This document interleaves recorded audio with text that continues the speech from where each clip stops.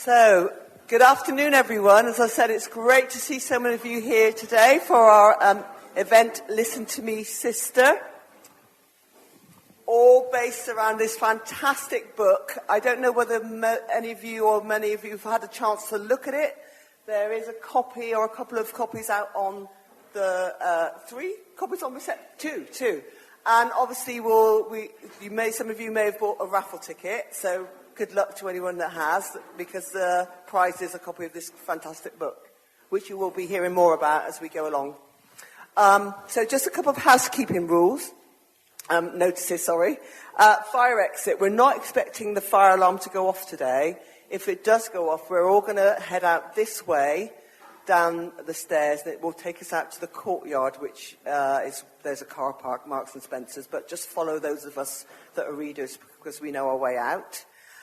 Toilets, there's accessible toilets and toilets, all toilets just over on the left as you come round the corner here.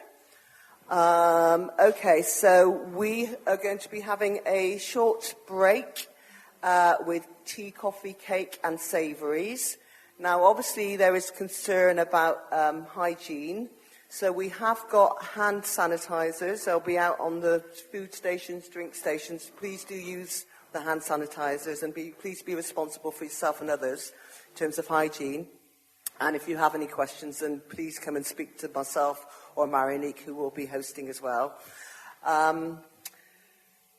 We have also, as I said, raffle tickets for sale. So if you haven't bought a raffle ticket and you would like to, there will be an opportunity to buy a raffle ticket in the break. You may not have seen the work of Imani Grant, which is out, a display out in the reception. I'm just going to get Imani to come and speak to you for a minute to explain her work. So if you'd like to come, Imani, and explain. Hello, everybody. I hope you're all doing well. So I'm Imani. I'm currently an A-level art student. I also do psychology and biology at Bristol Free School Sixth Form. So I brought some of my portfolio with me today. It ranges from art I did at some point during secondary school, GCSE and A-level, out just for display. Also, if anybody has any commissions or thinking of a gift for somebody. Yes. My contact details will be on the table. I've got some.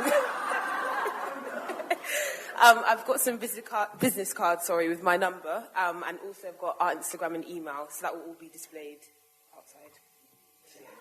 Thank you. That's exactly what we need, enterprising young people. And the reason we asked Imani to display her work was because it tied in very nicely with the theme of today. So, she will be one of our readers, so you'll be meeting her again. So just a little bit about this process.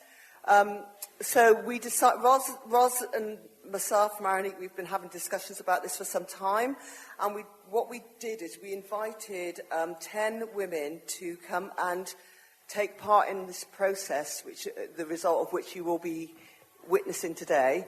And the idea was that everyone was given a copy of the book, so we sort of set up a mini book reading club, which, for all we know, we may continue because it's been a fantastic process. And we asked all the 10 women to have a look at the book and choose 3 pieces from the book, which was really quite challenging because the book is so rich. There's so much fantastic stories in the book. So we asked everyone to choose 3, and I know people were sort of tearing their hair out. It's like, I don't know which 3 I'm going to choose. And then after they chose 3, we then said, you need to whittle it down to 1, which was even more of a challenge. So we may have Daughters of Listen to Me, Sister 2 and 3 in the future with the other pieces that they didn't get a chance to read. So just a little bit about the background with the book. Now, Margaret Busby, who edited the book, she had decided that any royalties from the book would be used for a bursary for a black female student who was ordinarily resident in Africa, and that the royalties would hopefully, if they're trying to raise to £20,000 to pay for a student to come to University of London, SOAS, and that they could study there to do a master in African studies. So hopefully all the women that are in the book have actually waived their royalties so that money could support a black female from anywhere in Africa to study at SOAS, University of London. So just one final notice from me before we start. If you do have phones, can you either turn them off or put them on silent? We'd be really grateful, thank you. And then I'm going to pass over to Marie-Annick. Thank you. Good afternoon. It's so lovely to see so many of you, because with the time going on at the moment, we're really, really delighted to see you. So I will start straight away with our first reader, and I'm really delighted to welcome a friend I've known for so many years, done so many wonderful things, and is a curator of this event today, Rose Martin.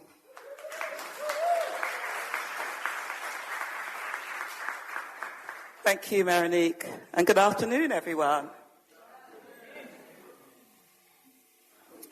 I struggle to decide what to choose, and I'm actually reading something which isn't mine. I'm one of the contributors to this amazing anthology. My piece is by Angela Barry, Without Prejudice. Susan had a clear view of Claridge's foyer, its sweeping staircase, crystal chandelier, and ornate tubs of billowing white roses. Beneath the great doorway, she saw a young black girl. She seemed angry, bristling. She was looking straight at Susan, who touched her pearls and blinked her eyes. The roses faded. The livid face of the stranger was still staring at her. The girl strode towards her, high heels clicking on the tile, then muted by a plush carpet as she wove between the buzzing tables. "Hello, I'm Essie." The voice carried the South London vowels Susan hated. "And presumably you are..." By then, Susan had made her assessment. The distasteful accent was coupled with precise syntax. The girl was not quite what she'd expected. No ripped jeans, no visible tattoos or piercings, but despite Susan's discreet email warning her about appropriate attire, here she was, loud and conspicuous at Claridge's. Nothing refined about those primary colours, nothing subtle about the look on her face.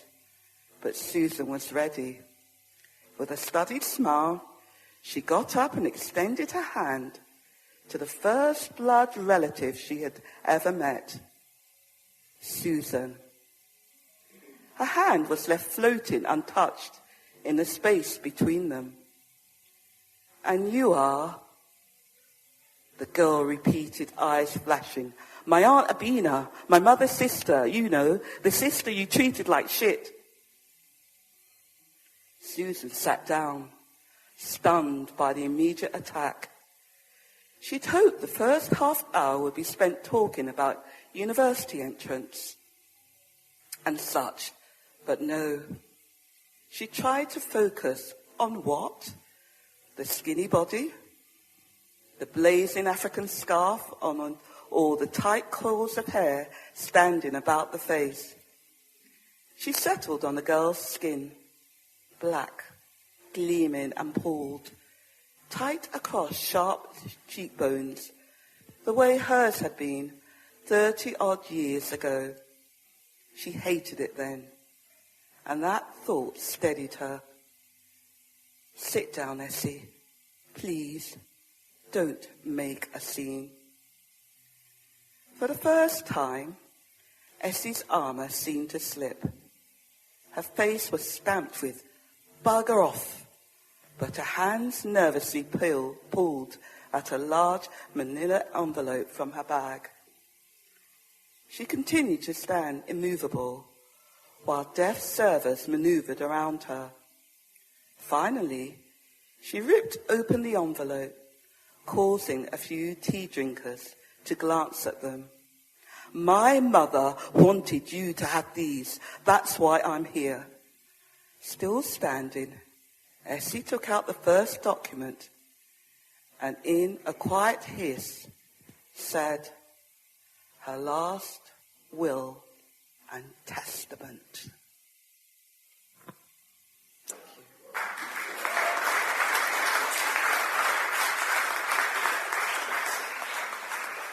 Wow. You can completely immerse into it. Sit down. I'm sort of shorter still, actually, which I brought from home. Fabulous. Thank you. Before we start, I actually want to read a letter sent by the editor of the book, Margaret, to Ruth. Because she would have liked to be with all of us today, and she couldn't, and she explains why here. So, dear Roz, how I wish it were possible to join you. If only I could clone myself. I wish I could do that too. For what is sure to be a very special event. However, I'm duty-bound to be in London on the 14th of March. The 14th of March is landmark birthday for Luke, her partner, with attendant family celebrations, as well as a day of commemorative plaque of being unveiled for Andrea Levy in Islington. So you all can give a little specific thought to Andrea, who passed last year.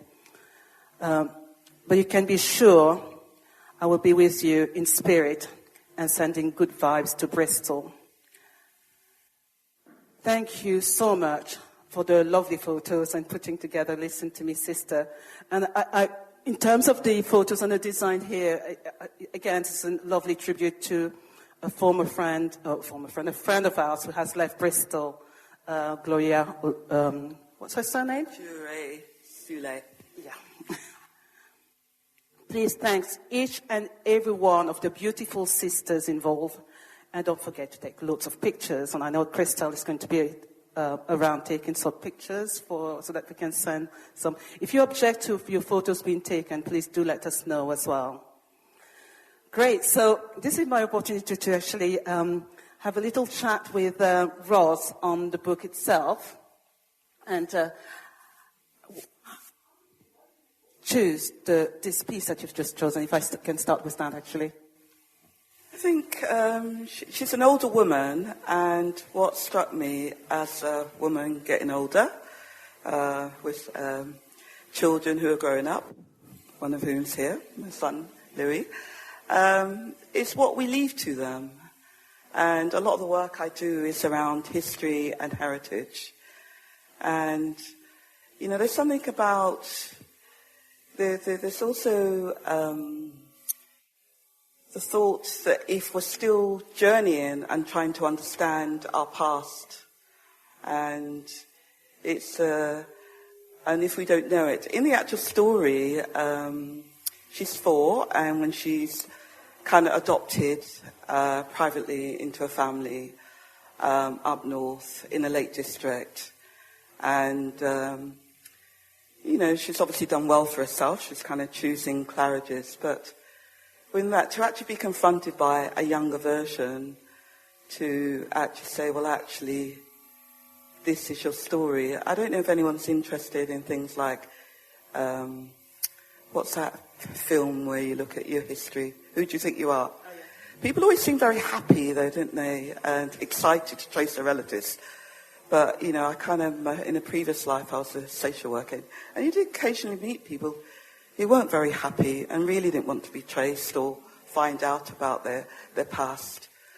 And certainly Susan is one of those. But to actually be confronted, it does get worse before it gets better. And then she gets to a place of healing. And I think that is a journey for many of us. And I suppose... it's also quite unusual to have a younger person actually challenging an older person. I found myself in that situation when I went to Nigeria, which is the homeland of my late father, challenging a relative. It's not supposed to be like that. You're supposed to be very deferent, but, in terms of accuracy and memory, and I think it's a very powerful story, so that's why I chose it. What we're also going to be seeing a little bit of the bit that I have actually got in the book, Fanny Coco, who's the maidservant at Georgian House. And partly, again, it's a bigger story. It's actually tracing her own roots. And it's become a bigger project for me, in terms of it being Daughters of Igbo Women. So I think it's, it's about history, heritage, and healing through memory. You gave me a very interesting fact earlier about Fanny Coco, which I didn't know about this church. You want to? Oh, yes. She came to this church, Broadmead Baptist, 200 years ago, and was baptized here. So this is a really, really old church. Obviously, it's been added on to. And the church above the shops, I can't imagine what it looked like 200 years ago. But yes, she was a Broadmead Baptist who were at the forefront of the abolition. And she got all her family in St. Kitts to become Baptists as well. So that's a link with Fanny Coco. We will see the film subtitled during the break, actually. And it is online as well on YouTube. Yeah, being rendered visible in the Georgian House. And the reason why I felt it was important, because it kind of gives a history and a story, and I think for many of us it's important that we have a sense of what's gone on before and how we make links with our past to understand the present. Thank you. Fantastic story. I think it would be read by one of the readers later. Can you also tell us, how did you get involved in this overall anthology? I've known Margaret for some time, and she's always been quite generously interested in my work. So, just coming along to have something in London. And I met her at an event in London, and she said, "Have you got anything 1,000 words that can go into the anthology?" And at that time, I was actually working on drawing up Daughters of Igbo Women, which gives a much bigger story of the Fanny Coco story. And I think that the richness is about the transatlantic link. So I just sent it along. I didn't hear anything. And, the kind of next, it was part of the anthology. So it gives her some, which I think is quite right, really, some kind of a longer life and fitting into the landscapes, which I think with the anthology you have, it's divided, I don't know if anyone's seen it, there's kind of pre-19th century, and then there's 20th century, and all the writers in their decades. So we kind of got some younger writers right up to the 1990s. And it's quite interesting looking at themes, common themes that come up, or issues that kind of concern us, or kind of just poetry. It's very, very rich. And I think working with the other readers as well, I think quite often with anthologies they just sit on bookshelves. I certainly collect them and they just sit on my bookshelves. So I was recovering from a knee operation and kind of obviously I've spent time to read, and it just felt, I just started looking at anthologies again, and certainly each person's eyes is quite fresh, and I think reading is such a rich experience that enables us to enter worlds and understand the world, a little bit differently from other people's perspective. So I really thank every single, woman and young person, the youngest of us is 13, who shared the journey and opened up the anthology, because, exposing parts of it that I wasn't even aware that was in the book there's 200 writers. There's an absolutely lots and lots of stuff in there. I remember when we were discussing the anthology, you were very adamant about having a range of women from different backgrounds really working together, and you took it as a big project of sisterhood. Do you want to tell us a little bit more about what's behind the whole project as well? I think the women really can speak for themselves, but it's about just coming together and reading aloud extracts. And some of it is about just finding a voice, you know. I mean, some bits you could disagree with or might make you a bit angry, but I think for a lot of people it's just recognition, you know, whether it's kind of riding a tuk-tuk and, you know, just, I think some of the pieces that you hear, like the ode to my grandfather on the Somme, you know, the connection of our history and heritage is so rich.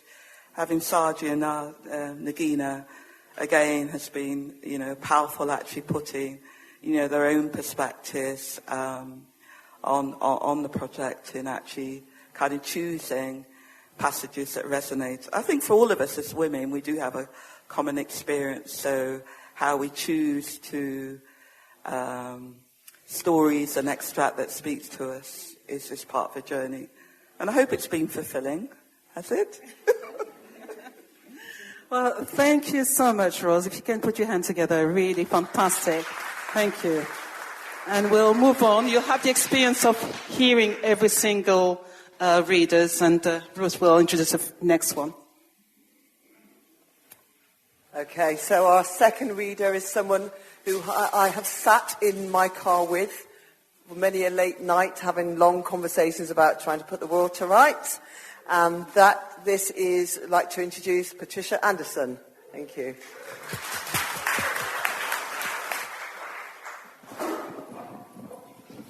Hello, everyone.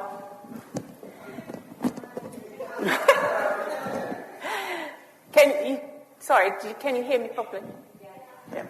So my poem is by Barbara Chase Rebold, who is a highly acclaimed U.S. Visual artist, sculptor, novelist, and poet. Amongst her numerous honors are the Carl Sandburg Prize for Poetry, the Women's Caucus for Arts Lifetime Award, and in 1996 she was awarded the French Order of Arts and Letters. She's an inspirational powerhouse. I was deeply moved by this beautiful and poignant tribute in honor of our unsung hero of color at the Somme. But if I may, I would like to extend the honor and the tribute to include all of our unsung heroes of color, both men and women, who have made significant contributions and sacrifices, not only at the Somme, but in other wars. So it's my great privilege to share her words with you today. Ode to my grandfather at the Somme, 1918, for James Edward Sanders, 1898 to 1966.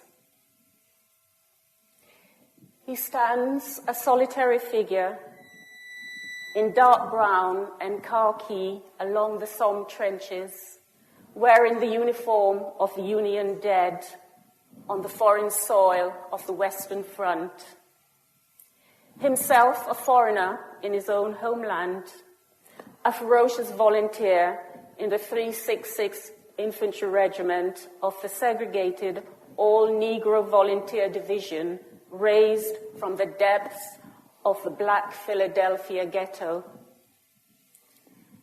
A lonely steel-helmeted figure erect in a field of blood, having traversed the Atlantic in an American vessel, just like his great-grandfather before, except this time not in the ship's hold in iron chains, but chained nonetheless to America's destiny and the idea of patriotism in a useless war that freed no one, changed nothing, nor set any human goal, nor any value on human life, which will result only in engendering World War II, separating this war from the next war as the Great War, killer of an entire generation.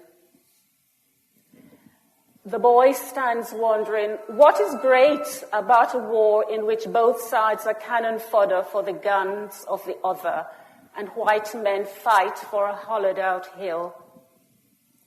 As a respectable excuse for 1 million dead, in awe, the French call the black soldiers men of bronze. Whilst generals tried out their new maiming machines and mustard gas made its way into war's hell. The boy carries a just-issued machine gun and a vacant-eyed, black-goggled canvas gas mask, no protection from the searing pain of the poison gas outlawed by the Geneva Convention.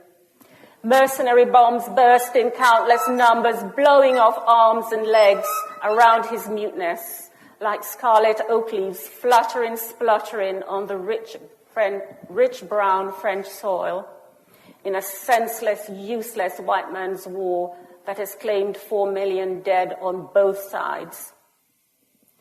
The boy stands in never-dry leggings, binding 26 days of mud and mold, dead skin that must be scraped off with the bayonet of his gun in order to stand at attention, resisting the fog of deadly gas, believing that the duty to die for one's country was his duty as a Negro and his right as a citizen, even as he was despised as being unfit to wear the uniform he wore or shed the blood he shed, for years afterwards coughing blood from burnt lungs.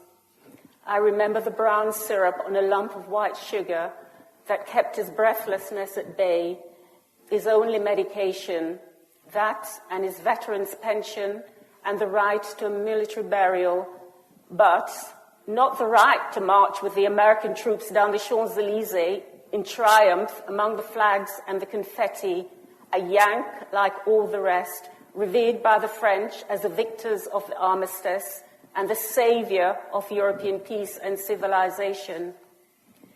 Safe for those same Europeans who had enslaved his great-grandfather, but never safe for him, neither along the Somme, nor in Paris, nor in Philadelphia, nor, for that matter, safe for democracy, the vote, the labor union, the working man.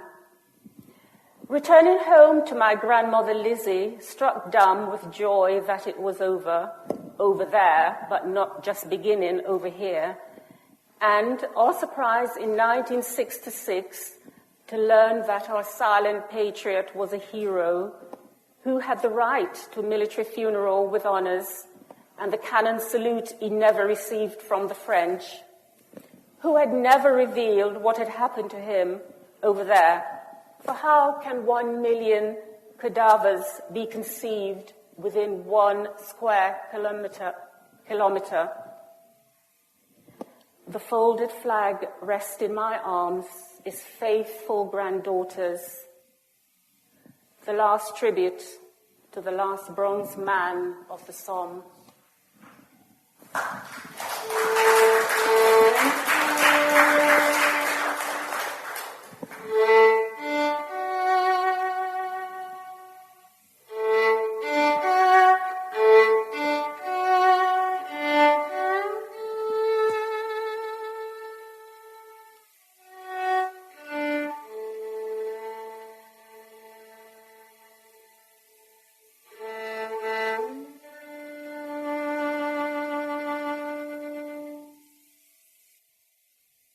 Wow.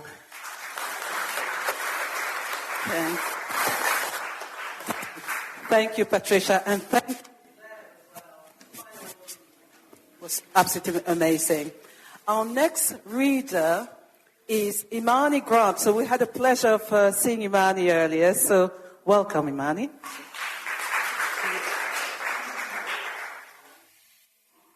Hello again. So I'm reading a piece called Sunita, and it's by Chibundu Onuzo. So born in Nigeria, she moved to England when she was 14. She began writing her first novel, The Spider King's Daughter, 2012 at the age of 17, and it was published by Faber and Faber when she was 21. The novel won a Betty Trask Award and was shortlisted for the Dylan Thomas Prize and the Commonwealth Book Prize. After this, she won many more prizes as well for her work. Sunita. Delapo twirled the strand of premium Brazilian hair around her finger, round and round until the dark hair completely covered her nail. It was a tic for white girls. This constant fiddling with hair, flicking ponytails, running hands through locks, tucking strands behind ears, sweeping ringlets aside, tossing males back, seduction rippling in a million follicles. Annette's boyfriend had tried to run his hand through her afro once. His fingers remained painfully stuck at the roots, his nails snagged on a tight curl. Herbert would have been able to poke his pink fingers into her new tresses, rising until he reached the contraption of cornrows and thread that held it all together. It was a good weave. It was not stiff, proclaiming by its rigor that it was a helmet of synthetic fibers, immovable in the face of earthquake or hurricane. Her weave bounced, swayed, flew into her mouth at the slightest gust of wind. Her weave was smooth, silken, glossy, and buoyant, advert for Pantene, and yet she was dissatisfied with her new look. First there was the unnaturalness of it. Real human hair from somebody else's scalp now framed her face and rested on her clavicles. Then there was the cost of £300. There had been cheaper options, hair swept from the cutting floors of salons and stitched onto a double-wefted track. Mongrel hair, her auntie said, assembled from 100 different heads, coarse strands, smooth strands, blonde strands, red strands, grey strands, all dyed a uniform black that hid their imperfections. Get quality, her cousin said. You can reuse quality. Wear it, wash it, use it again. Wear it, wash it, use it again. There's nothing wrong with her new weave. John, a course mate in whom she had once harboured a vague interest, had said to her, "Love the new look, dollop? Very glamorous." "Actually, I'm calling myself Dolly now," she had wanted to reply, but he was gone. Striding away in his amber creamy shirt, body of a band lead, brains the consistency of hair gel. She had been christened Dollop by the girls in her Wiltshire boarding school, their slender Anglo-Saxon tongues unable to wrap themselves around the chunky syllables of Delapo. Dumpling Dollop, dimple dolent. She had been chubby back then, breathless at the sight of a lacrosse stick. She lost weight in the summer before university, sprinting on treadmill for an hour each day, living on nuts and red berries like a squirrel. She had lost 30 pounds in 2 months. She should have lost her nickname as well. "Don't tell me you introduce yourself to people as Dollop," her mentor Daisy had said in their first meeting. "That makes you sound like a blob of cream on the end of a spoon." No one can pronounce Delapo. And nobody can pronounce Adeasi. Doesn't mean I call myself dazed. I walk into a room confidently with my shoulders back and say, "Hi, my name is Adeasi. But you can call me Daisy. Now go on, come back and introduce yourself again." Delapo had been sent out of the room twice for introducing herself as Lapo and Olap. Finally, she had come up with Dolly. "Take a seat, Dolly," her mentor said. "Now we've given you a name, let's talk about your hair." Delapo loved the afro now hidden under her weave, loved its untamable, uncombable spool, loved the extra inches it added to her height, loved the mushroom silhouette of her head in photos, loved hair that grew up instead of down, gravity-defying, extraterrestrial hair. That's fine if you want to work in advertising or publishing, or media, or fashion, or maybe even engineering, but certainly not banking. Daisy said, "My friends like it. White friends or black? Does it really matter? White or black? Mostly white. They think it's funky, edgy, and cool, don't they? What's wrong with that?" She'd been paired with Daisy by Diversity Unlimited, a recruitment firm that helped companies fill up their ethnic minority quota. Daisy had worked for 7 years in the investment bank. Daisy carried a red leather bag with slim curved handles, discreet silver letters spelling out Prada under the zip. Daisy more structured dresses, thin black heels, milky pearls, minimal lipstick, dramatic eyeshadow, and cascading hair that swept below her shoulders. Daisy's hair cost £1,000. The lapis, more modest purchase, came in black cardboard box, edged with gold curlicue. The hair lay lustrous on a bed of crepe, folded into itself like a small, sleek creature, a sable or a mink. Her aunt had gone with her to the salon, leafing through magazines as they wove Delapo's afro into lines and then stitched the human hair to hers, tight running stitches that made her eyes water. She Skyped her parents in Nigeria once she got home. "Opo," her mother sang, her face large and happy on the screen. "Thank God you've finally gotten rid of that bush. Darling, come and see your eldest daughter." The tablet was passed to Delapo's father. "Dolla, dearest, you look beautiful. You always look beautiful. Afro, weave on, whatever. I'm so proud of you." He was the more emotional of the two, prone to bursts of affirmation, fed by his very diet of American motivational books. "You are what you eat, what you say, what you think," mantras he repeated like sutras. "Thanks, Dad. I'm going to bed now. This weave is giving me a headache." "Beauty is pain," her mother said in the background.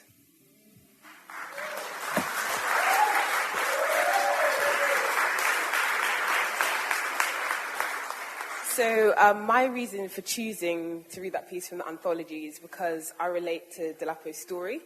For secondary school, I went to Bristol Grammar School, which is predominantly Caucasian school. So I had my challenges when it came to hair. I'll come with the afro, braids, extensions, and I always get the questions, did your hair grow overnight? And when I did have my afro out, they would want to touch it, not necessarily without asking, etc.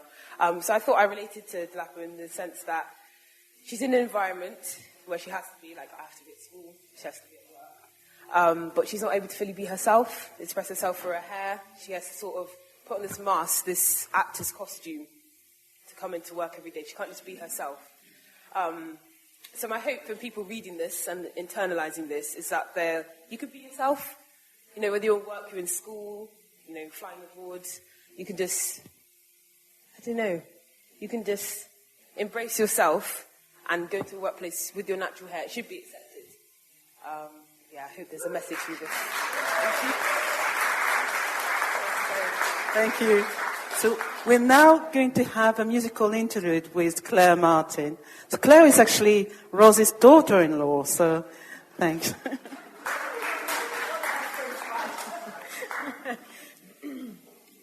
So this is a piece called Akinla, and it was written by Fela Sowande, who's a Nigerian composer and musician.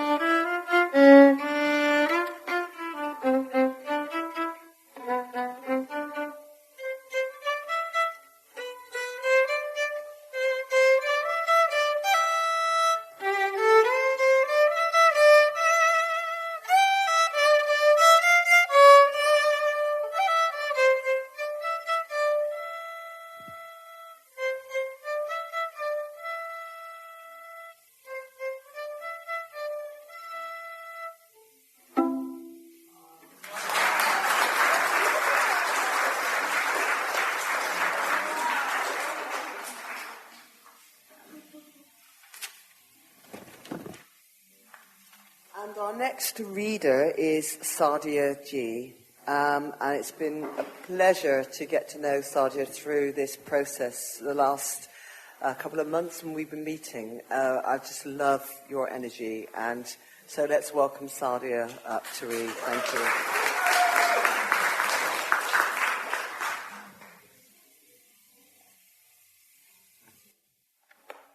Good afternoon. Thank you. The piece I've chosen is called We Should All Be Feminists by Chimamanda.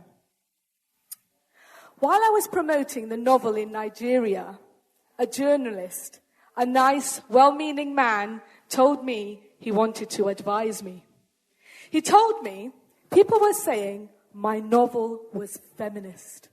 And his advice to me, he was shaking his head sadly as he spoke, was that I should never call myself a feminist.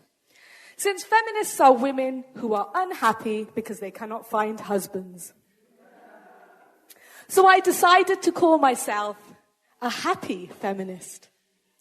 Then an academic, a Nigerian woman, told me that feminism was not our culture. Feminism was un-African. That I was calling myself a feminist because I'd been influenced by Western books, which amused me because a lot of my early reading was decisively unfeminist. I must have read every Mill and Boon romance published before I was 16.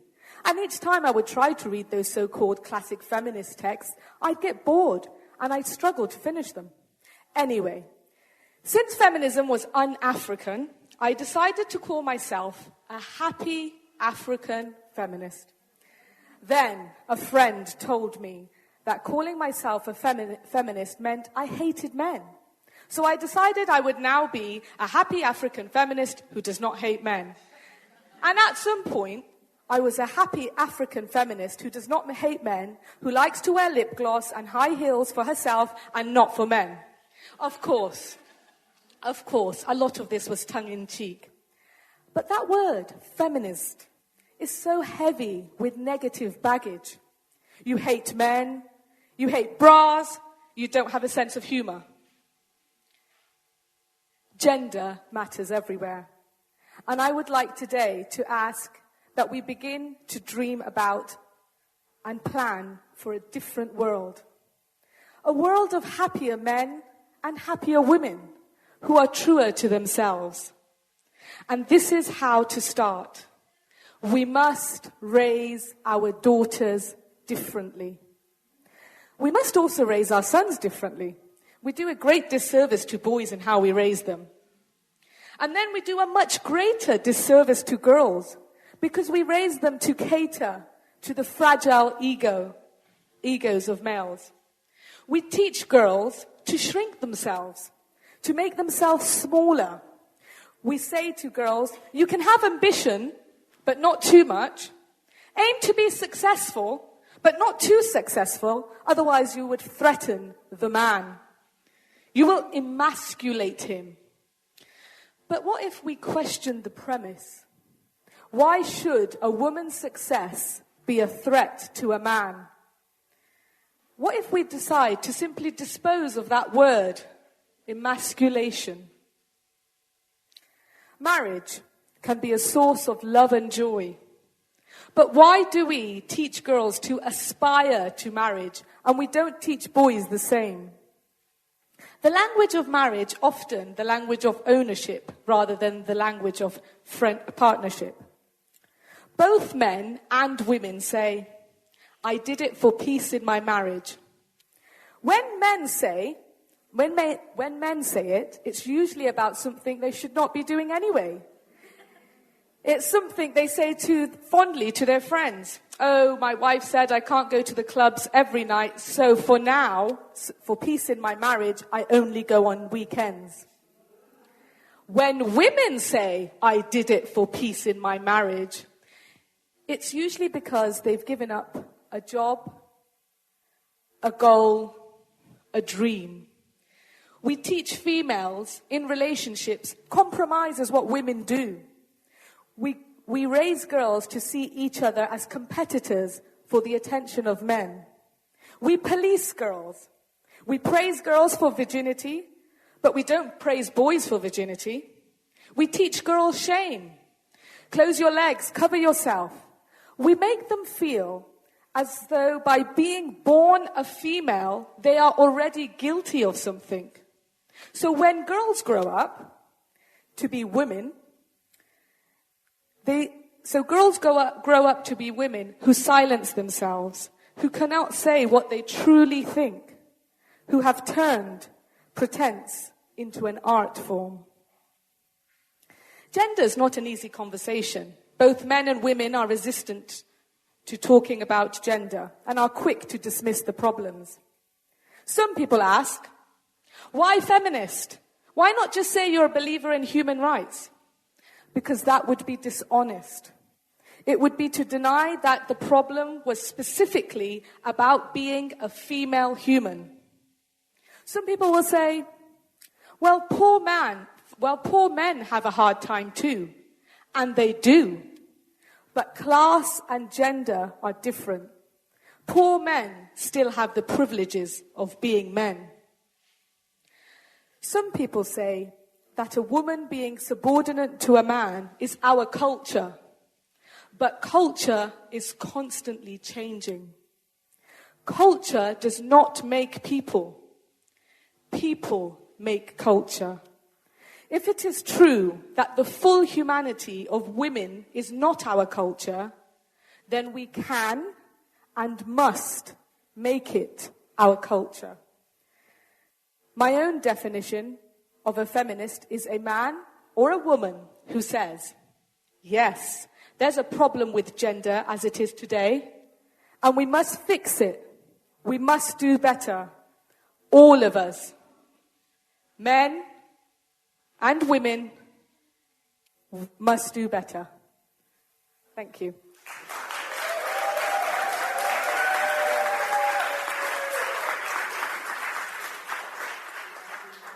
So that great extract, it's in New Daughters of Africa, and I chose it for a number of reasons.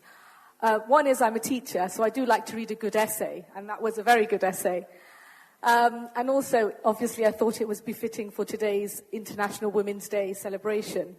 But I also chose it because of personal resonance. I learned very quickly, growing up, that experiencing the world as a coloured woman can be very different to other women. Growing up, I didn't know any women in my community who were an example of professional career women who'd worked full-time from their early 20s into their 30s. And witnessing this trend was a barrier in itself. So I decided to become that person for my friends and family.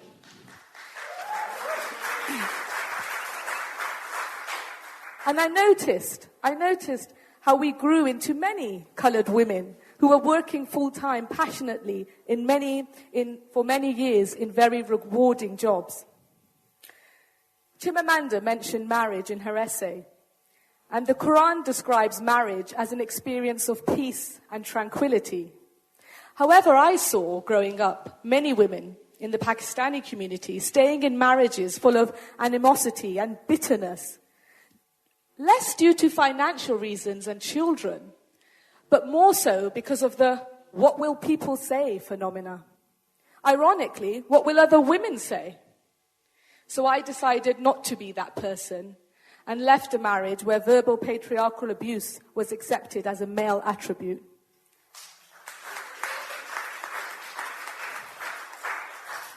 I'd heard things like, a man's anger and aggression is testament to him being a man. Whilst it's shocking, as a female you feel anger, you should always be calm and sacrificial. Avoid laughing and smiling in the presence of men. Pakistani girls are to be quiet. Never to show your opinion or be exuberant. When we choose to firstly notice, think, and then speak up against gender injustice in our homes, in our places of work, in matters of domestic roles, and even with regards to respect for one another, we make an instant positive difference for women everywhere. We not only become feminists by default, but as Chimamanda says, we make the full humanity of women our culture. Thank you.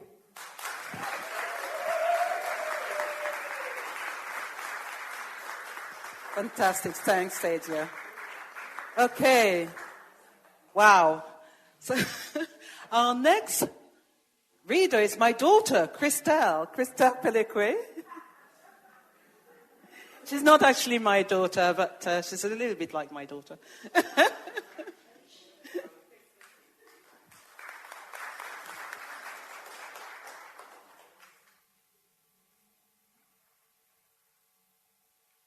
And Christelle will be accompanied by Claire as well.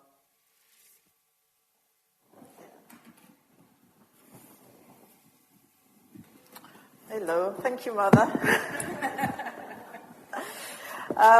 So the piece I'm going to read today is called Mama, which is my mother, which is very fitting.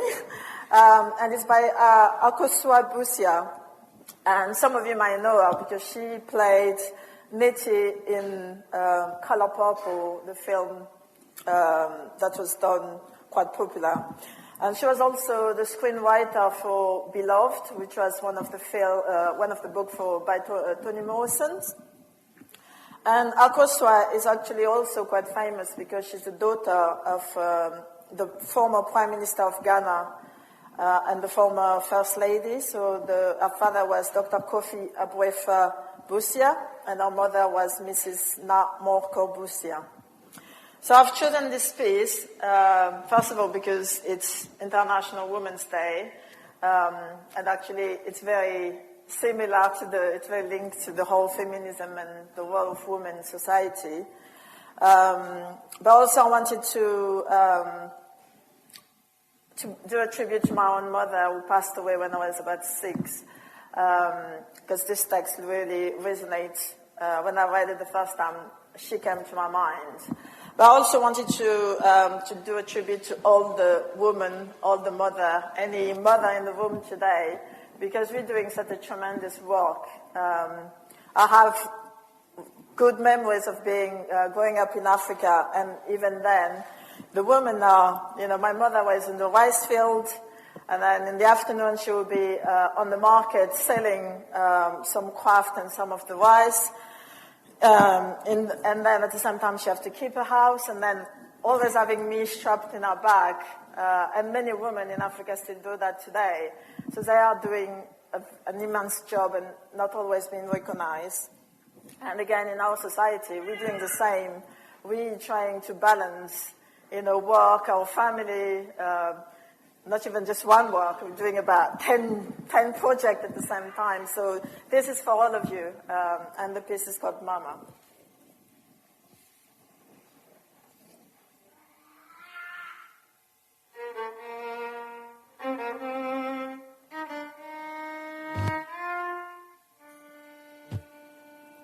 She is the center of my hearth, the fire from which I warm my soul, the spark that kindled my heart. The sustenance I feed my daughter is a nourishment I sucked from her once succulent flesh, turned brittle bones held together by willpower.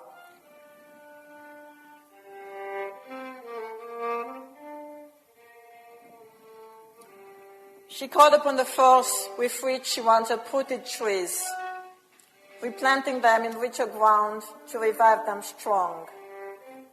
With holes in her bones and nails like steel, painted blood red, she dig into tomorrow. From scorching hot tar, she carves a road for us to travel. Walk, she tells us, knowing she has prepared the way.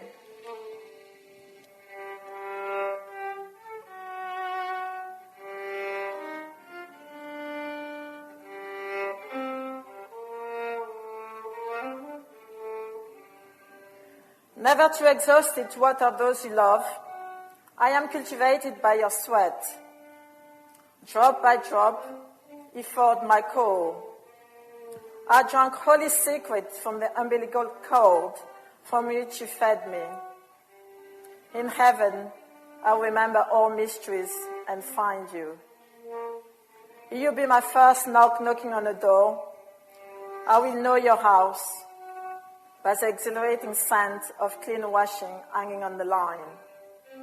For like fragrance of frankincense and myrrh, clinging beneath your skin, freshness has followed you from country to country, house to house. I will know you, Mama.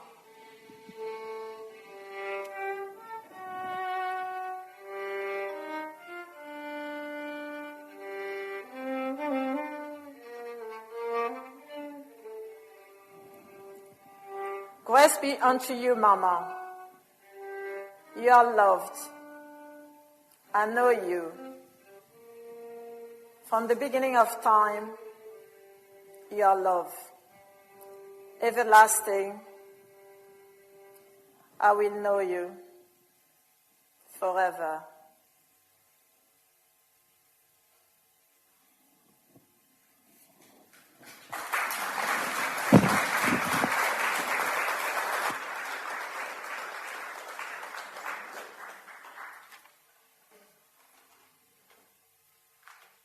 Okay, so again, another round of applause to all the readers that have read so far. And what we didn't say at the beginning is for most of them, they've never done anything like this before. So it's been a really bold step, not just to read, but also to share their own stories within those readings. So we'd like to just really say what an honour and privilege it's been to work with you all, and just really feel that sisterhood for around the whole sense of International Women's Day. So it's been a great pleasure. And we're going to have a 20-minute break now. So there's tea, cake, samosas, pakoras, and raffle tickets. Thank you, Valerie. Raffle tickets. If you would like to, drinks are going to be served from this hatch over here. So please collect your drinks from here, and there'll be juice from the table where the cakes and the samosas are. So, and mingle and talk and share your own stories with each other. So thank you very much.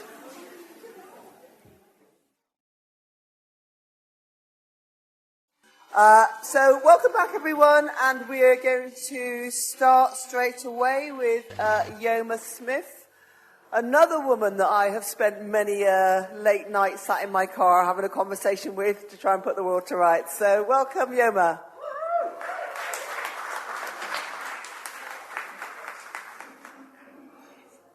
Thank you. Dreaded mic. I was too late for a sound check, but this seems all right.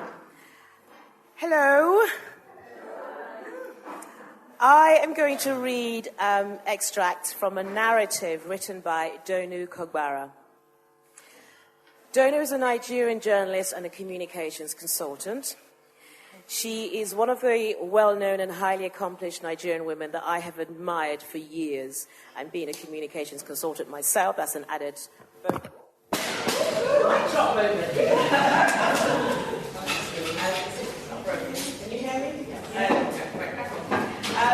Anyway, so she's someone I have admired for many years for her career in communications and activism, and for her presence and for her voice. Power. Thank you. What a disaster! Are you recording? Can you edit that bit out? Anyway, sure. Anyway, so I was drawn to this particular narrative that I'm going to read because of the title. It's called Losing My Fragile Roots. Now, cultural heritage is important to me, and I often talk about roots. And although I sometimes have a transient interaction with my own roots, I do know that they are always there. They're dormant or they're active, they're always there, and I'm confident that they're there to anchor me, irrespective of my relationship with them. So I was concerned about why Donu's roots were fragile and why she was losing them. At the crack of dawn on the 30th of August 2015, I was shaken awake in my bedroom in Port Harcourt, a city in the troubled, oil-producing Niger Delta region of Nigeria's southern coast, by gun-tutting youths. I was frog-marched to a waiting jeep and driven to a quiet cove, from which I was transported in a speedboat to a fisherman's hut that was precariously balanced on stilts in a swampy mangrove islet. I was held prisoner for 13 days. Now, 3 years have elapsed since my sister paid a ransom to get me out of that dangerous mess. And I have so much to say about the actual terrifying yet fascinating experience of being incarcerated in the middle of nowhere with a bunch of loquacious kidnappers, some sane, essentially decent, some drug-addled and psychopathic.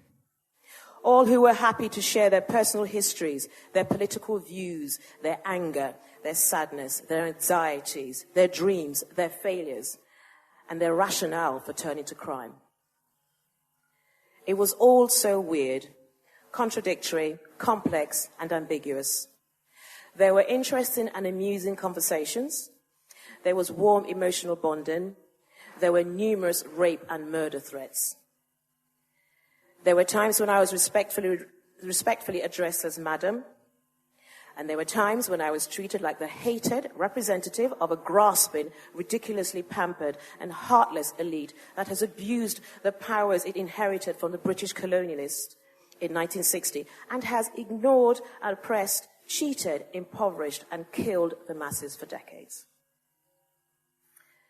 I was damned lucky to emerge alive and unraped, and no day passes when I don't clearly recall certain details of that ordeal.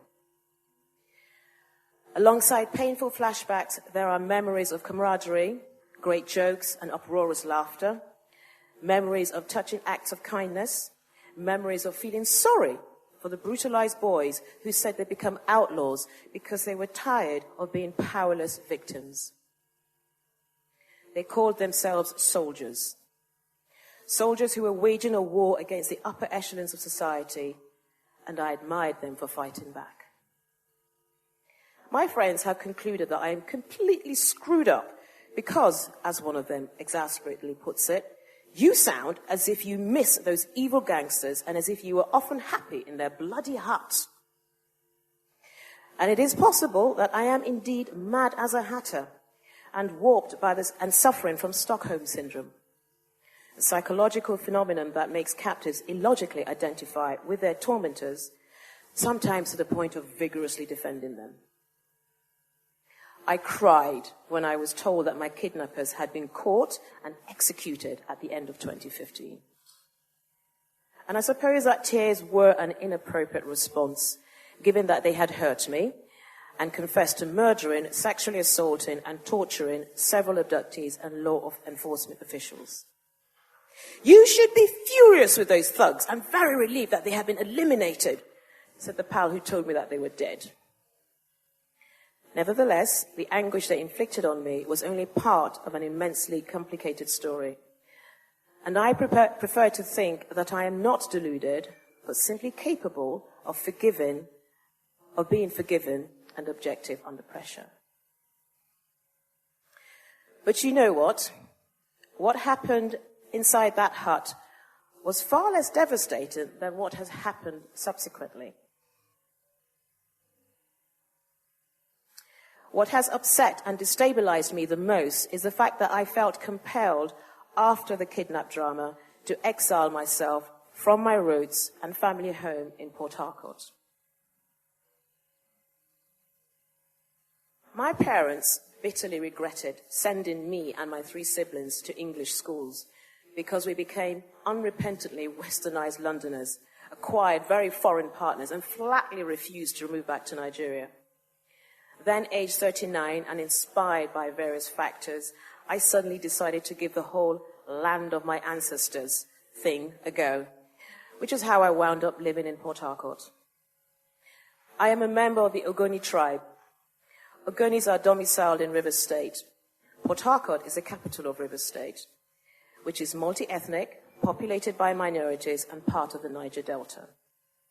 Rivers State is one of 36 states and produces a lot of the petroleum that has made the Federal Republic of Nigeria wealthier than most African countries. Now, I did my best to juggle and embrace the often conflicting, narrow ethnic, wider state, and even wider regional, national, and continental loyalties that all Nigerians are expected to juggle and embrace.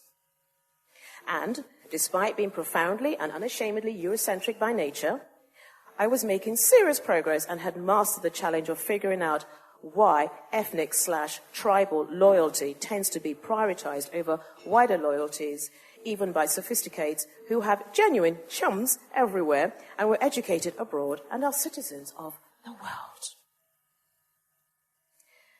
But when I was dragged out of my bedroom in the late summer of 2015, age 55, I had already done a decade and a half of struggling to meaningfully connect to my Ogoni, Port Harcourt, Rivers, Niger Delta, Nigerian, and African identities.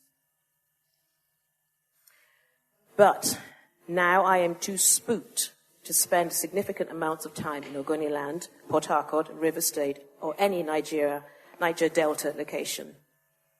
And this is a tragedy. I guess the worst thing the kidnappers did to me was to make me lose the ability to feel comfortable around my fragile roots and cast me back into the realm of people who don't fully belong anywhere.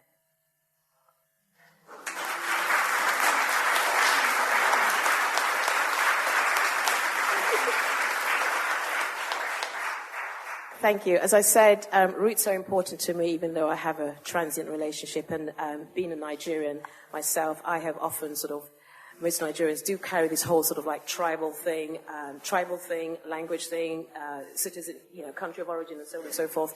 This whole journey, and so I totally see where Doni is coming from there, but also the experience she went through. I'm familiar with the fact that there have been a lot of kidnaps in Nigeria, and not necessarily high profile, which she is high profile, but what they're doing is sort of kidnapping sort of people who are affluent, not necessarily high profile because of the security. And so, it's because of the issue in the Niger Delta, the oil, the spillage, the ruin, the sort of the loss of wealth and community and society. So it's kind of, there's a lot going on there that part resonated with me, but also that I'm aware of, and it's kind of saddening, but we must be resilient and move on. Thank you.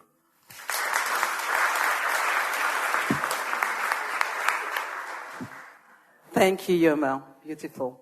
Our next speaker is a wonderful Silu Pascoe. Had the pleasure of meeting her through all these meetings, and thank you.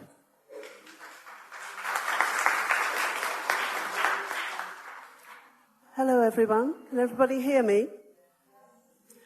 I'm reading extracts from the Bedford Women. It was a summer's day in 1968. I was a small child on a visit to London to see my sister, Daphne. Daphne was reading English at Bedford College, my mother had told me. Nice, I thought, because I couldn't imagine reading anything better. All the way there, I'd been looking forward to seeing my sister. All year I've been longing to see where she sat and walked and slept and read English. And I was not disappointed. Inside the hall of residence, my breath stopped and a true awe gripped my heart. A world of style and study. Daphne was 20. She'd gone to London to continue her education, ordinarily a simple personal venture. But Daphne, an African woman undergraduate, unwittingly or wittingly, was a figure in the social storm transforming university campuses in England, France, and the United States. Only a few black African women were students at English universities during that decade. Their scarcity was an old, deep pattern in higher education, a marked response to their gender and colour that had not yet found the global chorus to expose it. Another brave venture towards the close of that heady decade was the founding of the publishing house Allison and Busby. Margaret Busby from Ghana had read English at Bedford College and by 1968 was famous for being the first black woman to own a London publishing house. Margaret built a list of radical African and Caribbean writers, West Indian men such as C.L.R. James and Nigerian novelist Buchi Emecheta. The Bedford College archives record that a century before Margaret and Daphne completed their studies, their first black woman student enrolled there. In summer 1859, Sarah Parker Raymond wandered through the streets of Bloomsbury. An African-American woman walking across Bedford Square and into the liberal, non-sectarian College of Higher Education for Women, Bedford College. At Bedford, Sarah demonstrated her love of learning by registering for several courses. ancient history, mathematics, geography, French, Latin, elocution, and vocal music. And away from her studies, she socialized widely, making friends with English women whose hospitality and lack of prejudice she appreciated deeply. In 1859, she toured Britain, making speeches against slavery. Sarah found a genuine welcome at Bedford. She boarded with its founder, the philanthropist Jessa Reed. There was much for these two women to discuss, their lives being rich and full of purpose. Unsurprisingly, perhaps, both women signed the 1866 suffrage petition calling on the government to grant women right to vote. My sister Daphne was in her late 20s when she left London for East Africa. In Kenya and Egypt, she worked for developmental organisations and championed women's rights. Returning to England more than a decade later, she went into local government and in 2001 became the first black woman director of social services in the UK. By that time, at the start of the 21st century, Margaret Busby's ambitious collection of the words and writings by women of African origin and descent, Daughters of Africa, was almost 10 years old. Margaret and Daphne, two of Bedford's notable alumni, had turned reading English into something global, explosive, and urgent. The reason I chose this short story was because Bedford College and the women mentioned in this story, including the author, have had a great impact on my life in one way or another. Bedford College itself was a place where my mother, a white working-class young woman, gained a scholarship from Cornwall to go and read history at Bedford. Fast forward, and in the sixth form, I was encouraged by my English teacher, who had gone to Bedford College, to apply to go to Bedford College to read English. Like Delia, I was awed when I went for my interview for a place at Bedford. But in the end, I decided not to go there, and I decided to read social sciences and went into social work. But the black women, including Delia, the author, I read her Reconstructing Womanhood, Reconstructing Feminism, writings on black women, and it really went home to me that it was about the black British experience that were amongst the contributors to that volume. Margaret Busby, say no more. I bought a number of her Alison and Busby books when they came out, but the Daughters of Africa was really something else, because amongst those pages was a whole wealth of words of women of origin from Africa, but also women of African descent. Sarah Parker Raymond. In 2018, I was researching the role and involvement of black and Asian women in the British women's suffrage movement. And the only black woman I found was Sarah Parker Raymond, who, as I said in the story, signed that petition in 1866. And lastly, Daphne, who I didn't know was the sister of Delia. She was a role model for me as one of the first black managers and the first black female manager in social services. And I was involved in my work in running a program to encourage black managers in social services to go for senior posts. And Daphne was very supportive to me in organising this program. So that's why I chose this story.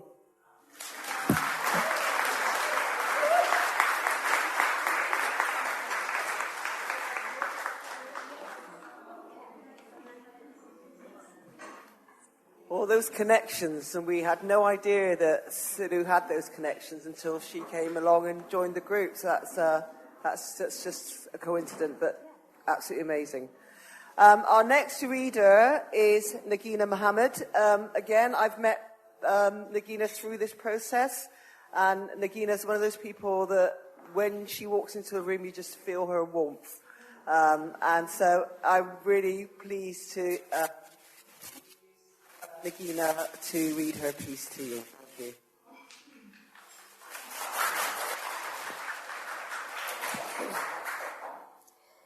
you. Yard Yassi, in her poignant novel Homegoing, probes deep with the question, whose voice was suppressed so that this voice may come forth? We all carry inside us the people who came before us. This anthology is such a huge achievement, serving as a time capsule of all the dissenting voices, past and present, who are now part of the canon of African literature. Books have a soul, and it's important that we bear this in mind when reading from hugely important texts like the anthology. I've always had the habit of allowing a book to nurture my soul by opening it to a random page, first expressing my intentions and asking it to speak to me in order to heal and inform me. It's how I've always read the Quran, and in my most turbulent year, one particular chapter, the chapter of Joseph, which is filled with the monumental message of hope, would fall open in my hands. And it's how my eldest came to be called Yusuf, the Quranic name for Joseph.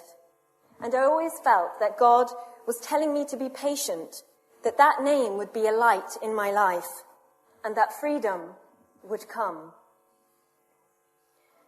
My shackles were the patriarchy I suffered under for 28 years, the stifling cultural norms I had to adhere to, having to be breadwinner for a family of 8. Shackles that cut me off physically, but never spiritually. So when I came to be the lucky owner of the huge legacy encapsulated in the New Daughters of Africa anthology, I made the very same intention and asked the ancestors to speak to me through it. And speak to me they did.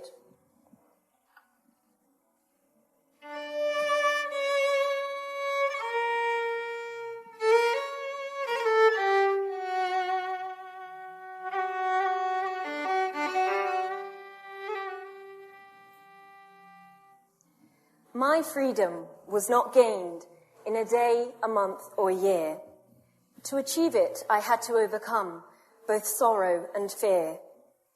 I walked across continents and centuries, many times stumbling, falling down on my knees. I died 1,000,000 times for my freedom. Not a day passed when I wasn't grieving, but I never gave up. Never stopped believing that I would reach the destination called freedom. Sometimes I cried for my freedom. Other times I died for my freedom. My body and soul became my own queendom, the ground beneath my feet, never there long enough to call home. Constantly I ventured to uninviting pastures unknown.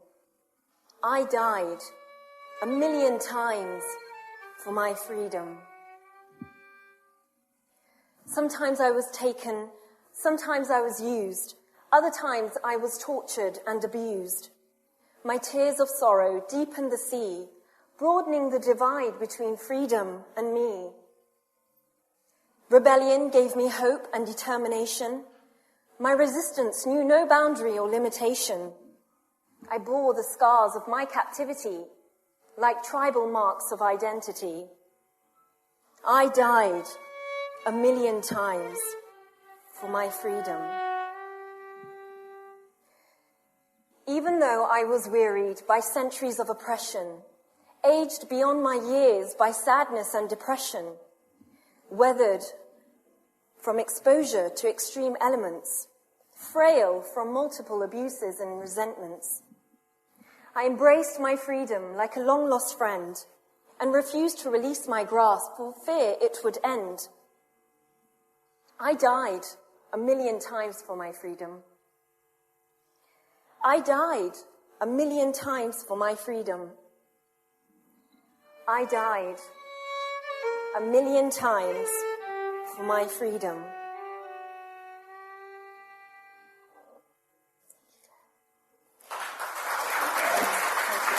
Thank you.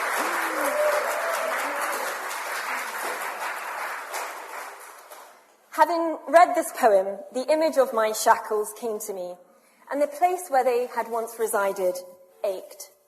I resonated deeply with Fanny Coker's words in Ros Martin's evocative and penetrating piece that we saw earlier in the interim, being rendered visible in the Georgian House Museum, especially when she exclaims, "In this household, I am tragedy, I am a lie, I'm to be eternally grateful. I'm to say nothing, think nothing, feel nothing, but be nothing but answerable to endless whims." In such repressed conditions, the spiritually conscious often hear the voices or see apparitions of the past, spurring them onwards to be a witness to your own truths, to have faith in humanity. Just as the old sage releases his symbolic feather, remarking, "A symbol of our ability as humans is to rise above problems, pains, heartbreaks, illnesses, to travel to another world, to be reborn. To grow spiritually is our freedom." And from this, I hear Audre Lorde's distinct voice concluding for me, "I am not free while any woman is unfree, even when her shackles are very different from my own." Thank you. Thank you. Thank you. Thank you. Lovely. Really nice the way you've woven those stories together. Really nice. Thank you. Our last, it is the last. No, not the last, sorry. Our next presenter is our youngest presenter, youngest reader, Ria.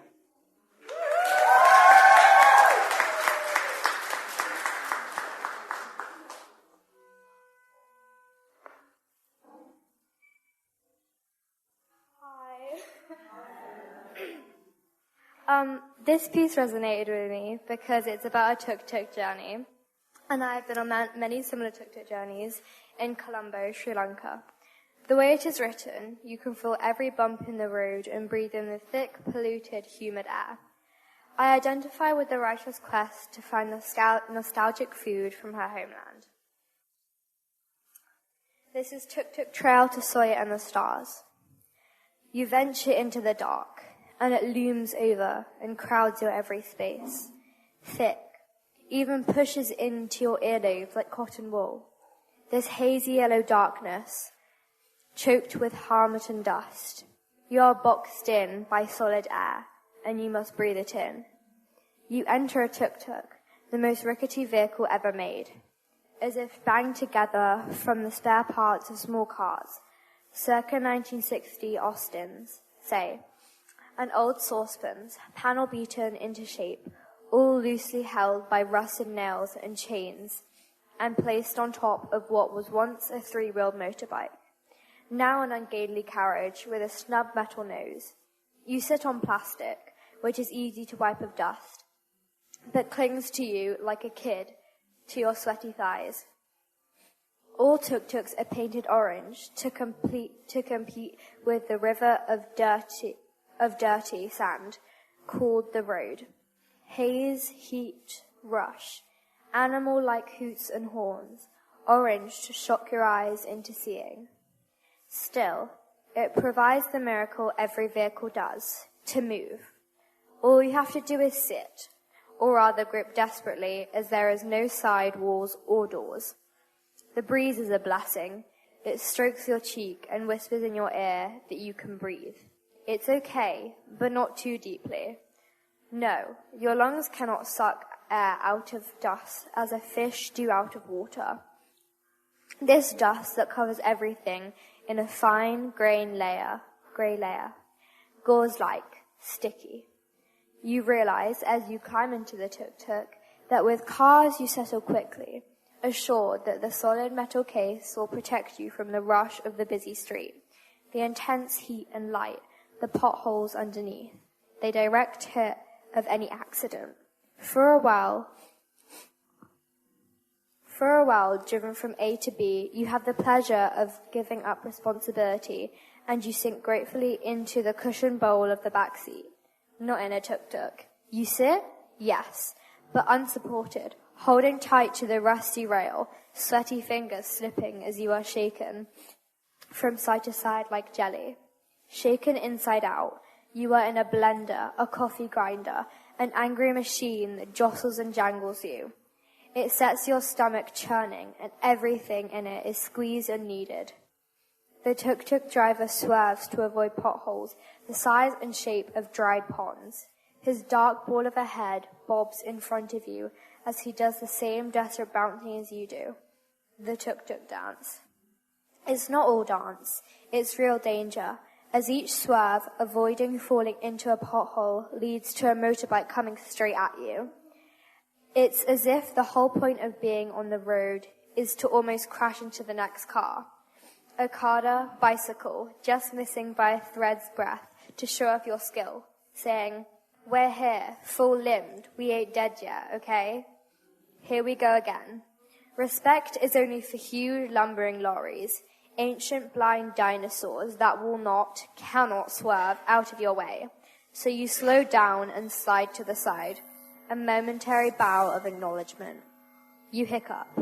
Everything else rushes at you, even the dusty, smoking yellow night, a living thing, a sister to the street, which is not a straight line but a maze. Is it really lit by candlelight? Yes. And lamps, lanterns.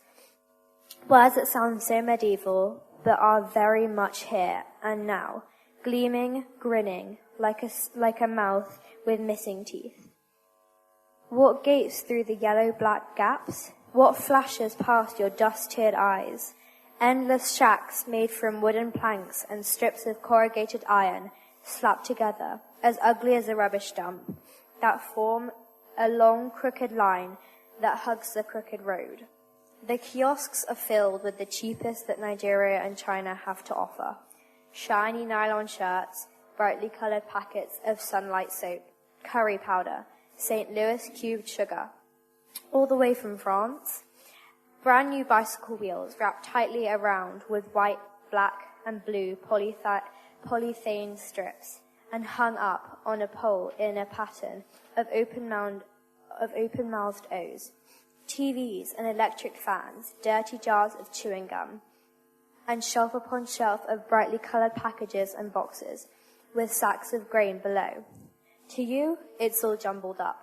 But obviously there's some kind of order because it is repeated at every single kiosk, each guarded in front by a fire and frying pan where starchy snacks bubble and pop.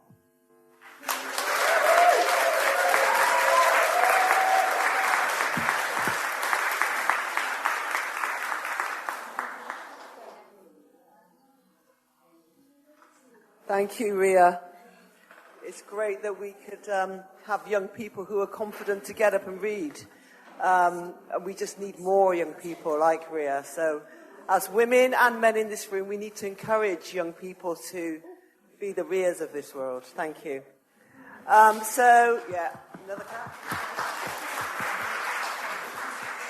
Our final reader is Antonette Clarke, and I have to just really big up Antonette's resilience because she had an accident not long after Christmas, and she turned up at 3 book reading sessions in crutches. We thought she was going to drop out, and Antonette was definitely not going to drop out. She was determined. So, extra big round of applause for Antonette. Thank you. Yeah. The poem I shall read this evening is by a lady called Meta Davis Cumberbatch. She was born in Trinidad, and she studied medicine at the University of Bristol. Could you believe that? Afterwards, she went on to the Royal Academy of Music in London, and she was trained to be a concert pianist. Meta migrated to the Bahamas, where she spent most of her life. And she was known there as the Mother of Arts. She had many talents. She was a composer, a playwright, poetess, dramatist, dancer, and a cultural activist, opposing racism. In 1966, Queen Elizabeth II honored her with an MBE for all the works, the cultural work she had done in Bahamas. Meta died in 1978, but 36 years afterwards, in 2014, at the Bahamian Independence Celebration, she was honored as a Bahamian warrior for all the cultural works and arts that she did in Bahamas. So I shall now read one of her most celebrated poems, A Child of Nature, Negro of the Caribbean.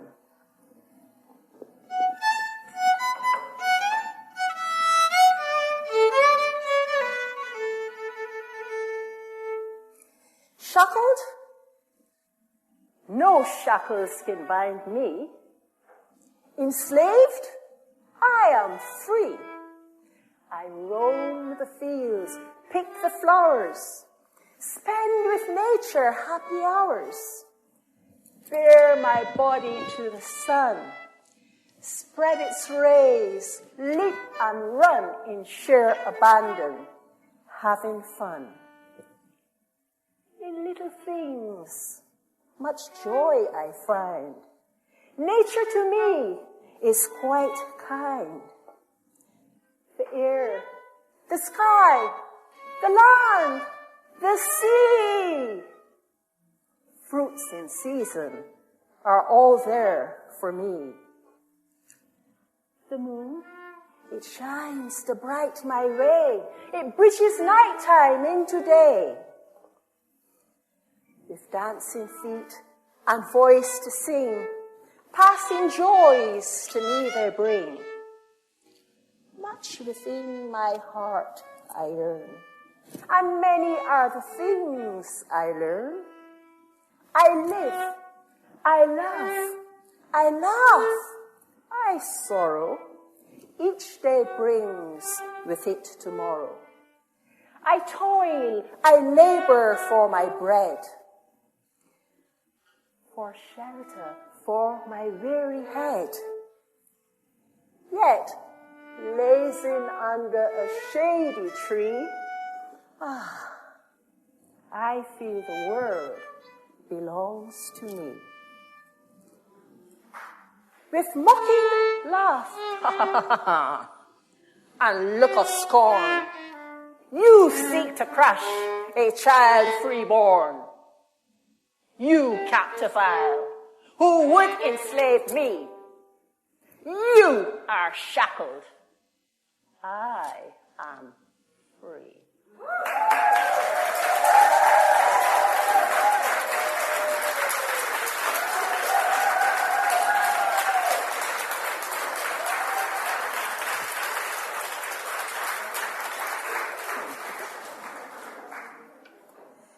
Now, this poem resonates with me because as a child, I was marginalized and treated less favorably than my sister.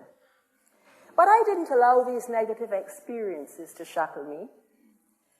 Instead, they were pivotal in developing my resilience and tenacity, which helped me to face adversities in life. I actually saw the bright things in life, and I appreciated and enjoyed the wonders of the natural world, which helped me to become whom I am today.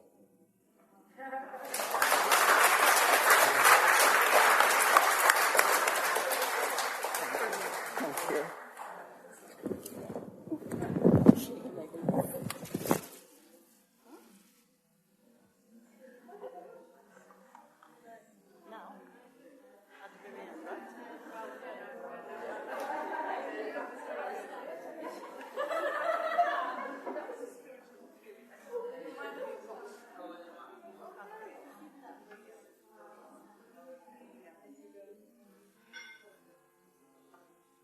Okay, we are just about to reach the end of our time together. So you said three things I want to do before we finish. One is to thank all the supporters, And I'll just need my glasses for this.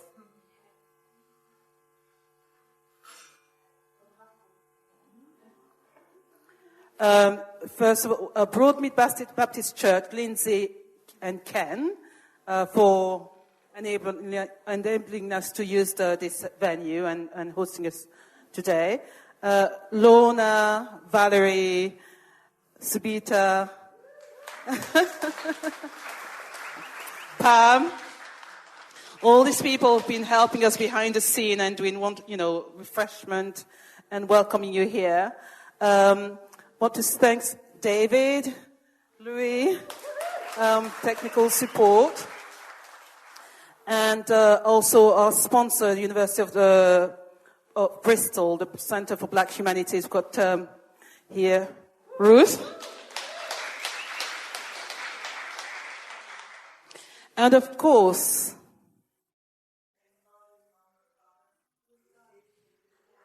yes, the Pecuellers were amazing. Thank you. Thank you. And Ella as well. Thank you. I mean, there's so many people to thank, so I've forgotten you. My apologies, really. And all our... Well, I've mentioned Rie already.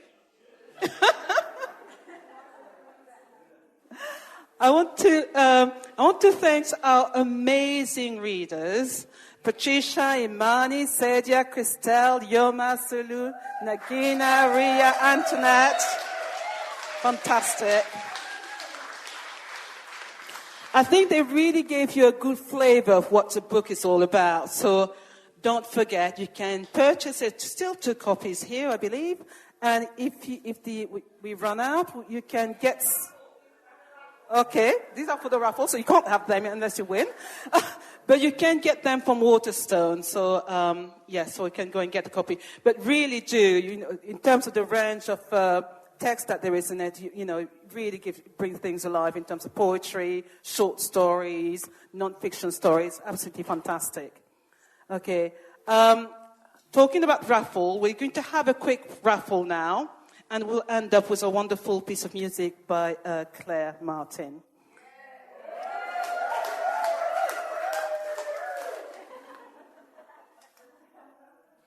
I thought it was one of the youngest ones.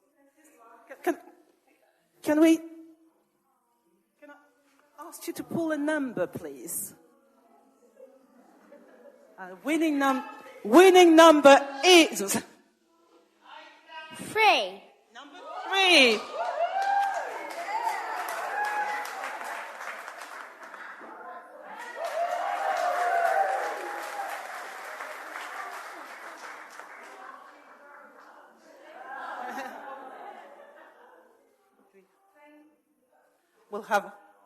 I'll get this.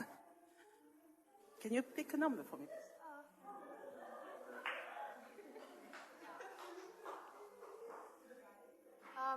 12.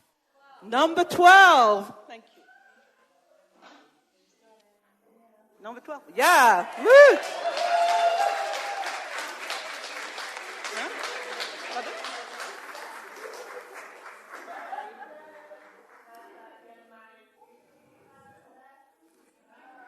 Thank you. So, if we can have a last bow from all the readers, and Roz, our wonderful curator tonight, and of course Ruth.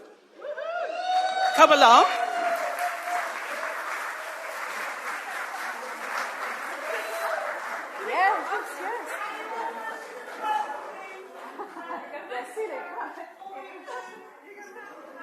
Yeah.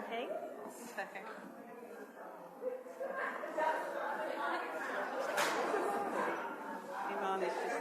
Oh, she's in there. Can you smile? Oh, no, mine is full. Let's have the one beautiful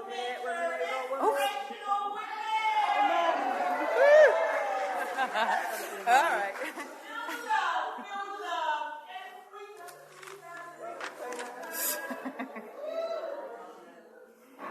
So I'm going to just accompany this beautiful moment with 2 pieces, which were made famous by the beautiful singer Marie-Annick. So.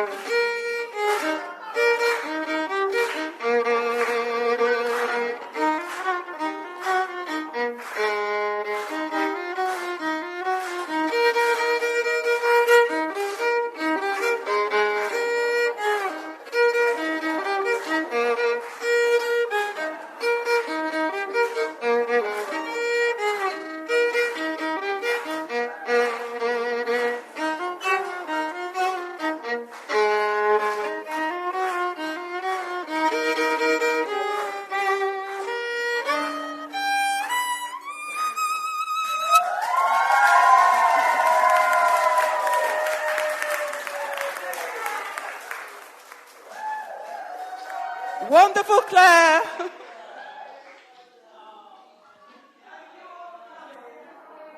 Q.